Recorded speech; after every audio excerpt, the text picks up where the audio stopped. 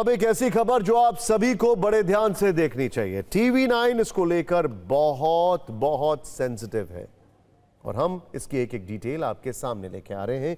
यह खबर आपसे जुड़ी हुई है, आपके बच्चों से जुड़ी हुई है और ये जो सीजन है इससे जुड़ी हुई है, क्योंकि ये सीजन सर्दी जुकाम का है, आप सभी जानते हैं। उस जहरीले कफ सिरप की बात करते हैं जो मध्य प्रदेश के कई बच्चों की जान ले चुका है। फिक्र के फैंस को हम लगातार जहरीले कफ सिरप से सावधान करने वाले और सिस्टम से सवाल करने वाली रिपोर्ट दिखा रहे हैं, लेकिन आज हम आपको बताएंगे कि कैसे मोटे मुनाफे के लालच में यह जहरीला कफ सिरप आपके घरों तक पहुंचाया जा रहा है।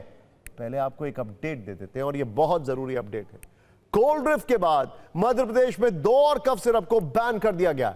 जांच रिपोर्ट के बाद जब कोल्ड ड्रिफ्ट को बैन किया गया तो लगा कि समस्या सिर्फ इसी एक कफ सिरप तक सीमित नहीं है, लेकिन अब जांच में पता चला है कि 2 और कफ सिरप में खतरनाक केमिकल हैं, जिसके बाद मध्य प्रदेश में इन्हें बैन कर दिया गया है। बच्चों की लगातार हो रही मौत के बाद कई दवाओं के सैंपल जांच के लिए भेजे गए हैं, जिनकी रिपोर्ट्स अब आ रही हैं। रिपोर्ट्स में पता चला है कि कोल्ड ड्रिफ्ट के अलावा कुछ और दवाओं में खतरनाक केमिकल्स हैं, जिसके बाद री-लाइफ और रेस्पी फ्रेश टीआर कफ सिरप पर प्रतिबंध लगा दिया गया है।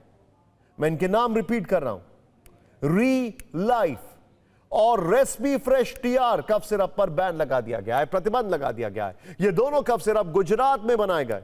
इन दोनों कफ सिरप में भी खतरनाक केमिकल्स मिला है, यानी तय सीमा से ज्यादा डायथलीन ग्लाइकॉल पाया गया है। डायथलीन ग्लाइकॉल ही वो केमिकल है जो बच्चों की मौत की वजह अभी तक माना जा रहा है। अब तक मध्य प्रदेश में 20 बच्चों की मौत हो चुकी है। 17 बच्चे छिंदवाड़ा जिले के। 20 बच्चों की मौत के बाद अब पूरा सिस्टम एक्शन में। छिंदवाड़ा से एक डॉक्टर को गिरफ्तार किया गया है। कोल्ड ड्रिफ्ट बनाने वाली कंपनी के खिलाफ एफआईआर हुई है। बैन हुए कफ सिरप को बाजार से जब्त करने की कार्रवाई हो रही है।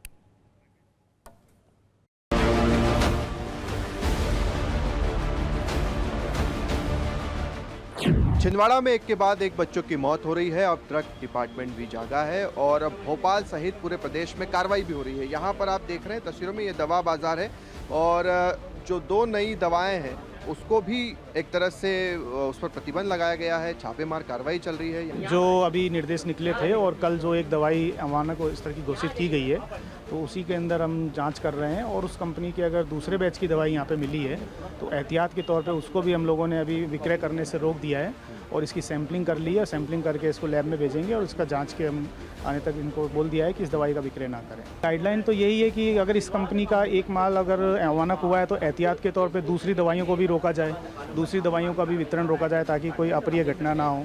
यही हमारा अभी इसके अंदर स्टैंडर्ड्स फिक्स है। संबंधित पक्ष है जिनकी लापरवाही पाई जाएगी, हमारी सरकार संवेदनशील सरकार है, ऐसी किसी लापरवाही को बर्दाश्त नहीं करेगी। कांग्रेस के लोग थोड़े इस घटना को राजनीतिक नज़रिए से देखना चाहते हैं। कांग्रेस के अध्यक्ष और कांग्रेस के लोगों से इतना कहना चाहूँगा कि कांग्रेस के शासनकाल में इस प्रकार की घटनाओं पे मुख्यमंत्री का आना तो छोड़ो, विधायक भी नहीं आते थे। लोगों की मौत पे करप्शन है, लोगों की जान पे करप्शन है। दवाइयों का करप्शन मीन्स क्या है? लोगों की हत्या करना है। जैसे एक तरह से गोली मार के हत्या की जाती है, वैसी हत्या 25 लोगों की है।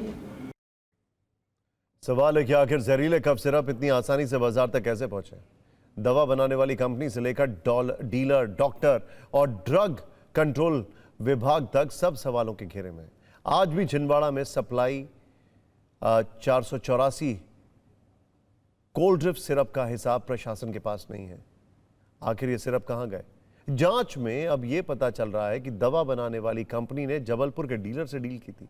सारे सिरप सिर्फ एक ही डीलर के पास पहुंचे, जहां बच्चों की मौत के बाद छापा मारा गया था। सूत्रों के अनुसार गिरफ्तार किए गए डॉक्टर प्रवीण सोनी ने भी दवा कंपनी के साथ डील की थी। कहा जा रहा है कि उसी खास कंपनी के सिरप लिखने के बदले डॉक्टर ने 80 से 90% तक मुनाफा लिया। सवाल यह भी है कि सबसे पहले छिंदवाड़ा में जहरीले कफ सिरप को बैन करने वाले कलेक्टर शीलेंद्र सिंह का तबादला क्यों कर दिया गया? सूत्रों के हवाले से ऐसी जानकारी है कि सिरप बैन करने पर कलेक्टर को भोपाल से 150 फोन कॉल किए गए। सवाल यह है कि क्या ये फोन कॉल दबाव बनाने के लिए किए गए थे?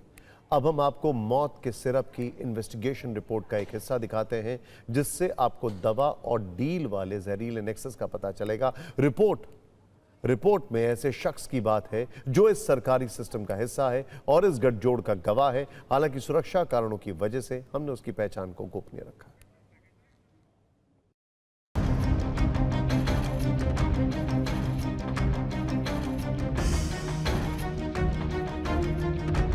छिंदवाड़ा में जिन मासूम बच्चों की जान गई, उसके बाद इस पूरे मामले की पड़ताल टीवी 9 भारतवर्ष कर रहा है। हम आपको बड़ी बारीकी से बताएंगे कि आखिरकार इस पूरे सिस्टम के पीछे किस तरह से चीज़ें होती है, कैसे ये पूरा सिस्टम काम करता है, कितना मुनाफा रहता है इसमें, कितने % उनको मिलता है जिससे कि वो एक ही सिरप लिखे जा रहे हैं। देखिए, मैं आप सबको क्लियर बताऊँ, जो ब्रांडेड मेडिसिन रहता है तो उसमें से 25 से 30% मार्जिन रहता है, और जो ये पीजी और जेनरिक मेडिसिन रहते हैं इसमें से 80 से 90% की मार्जिन रहता है। मार्जिन के कारण इन्होंने भी लोकल, बिल्कुल मार्जिन के कारण ही नहीं, जो कि इसका तो मैंने नाम ही आज तक नहीं सुना कि है ये है कोल्ड है क्या चीज़। बेस्ट ब्रांड है ये, जो वास्तव में जो क्लिनिक जो छोटे झोले छाप डॉक्टर रहते हैं ये वही लिखते हैं इसको, वास्तव में जो झुग्गे में बैठते हैं मार्जिन के कारण, सिर्फ मार्जिन के कारण, सिर्फ लोकल माने एकदम 3rd क्लास दवाइयाँ हैं कि आप स्वयं अगर पियेंगे तो आपको स्वयं डैमेज होता है। सर की दवाइयाँ 3 प्रकार की होती है। एक तो होती है ब्रांडेड जिसको इथिकल बोलते हैं, एक जेनरिक और एक होती है पीजी। और ये सारा खेल जो है पीजी कंपनी का है। पीजी मतलब प्रोपेगेंडा।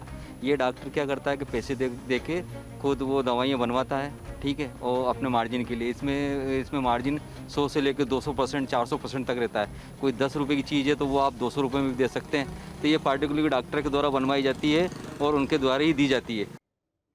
मध्य प्रदेश में जो कोल्ड ड्रिप सिरप बच्चों की मौत का कारण बना, उसे बनाने वाली कंपनी पर तमिलनाडु सरकार की एक रिपोर्ट आई है। 44 पेज की इस रिपोर्ट की कुछ बातें आपको बताते हैं जिन्हें सुनकर आप हैरान रह जाएंगे। निरीक्षण के दौरान दवा की फैक्ट्री में भारी अव्यवस्था और गंदगी ने अधिकारियों को झकझोर कर रख दिया। कोल्ड ड्रिप बनाने वाली company Shri Sen pharmaceutical manufacturers में 39 गंभीर और 325 बड़ी खामियां निकली हैं। वहां इस दवा को गंदगी, कीचड़ और कीड़ों से भरे माहौल के बीच बनाया जा रहा था। इतना ही नहीं, दवा को बनाने के लिए कोई शुद्ध जल प्रणाली भी नहीं थी, बल्कि बाहर से पानी खरीदकर दवा बनाई जा रही थी। यानी दवा बनाने के लिए साफ पानी तक नहीं था। रिपोर्ट्स में यह भी लिखा है कि इस कंपनी ने किसी भी स्तर पर GMP यानी गुड मैन्युफैक्चरिंग प्रैक्टिस के सिद्धांतों का पालन नहीं किया है। इसके अलावा और भी बहुत सारी बातें उस रिपोर्ट में लिखी गई हैं, जिससे साफ है कि कंपनी के अंदर खांसी की दवा की जगह जहर बनाया जा रहा था। ये कंपनी तमिलनाडु के कांचीपुरम में है। इन बातों के सामने आने के बाद ड्रग्स कंट्रोल अथॉरिटी ने तमिलनाडु ने फैक्ट्री का लाइसेंस तत्काल प्रभाव से सस्पेंड कर दिया है। साथ ही कंपनी से 10 दिन में जवाब मांगा है कि उसका लाइसेंस पूरी तरह क्यों न रद्द कर दिया जाए।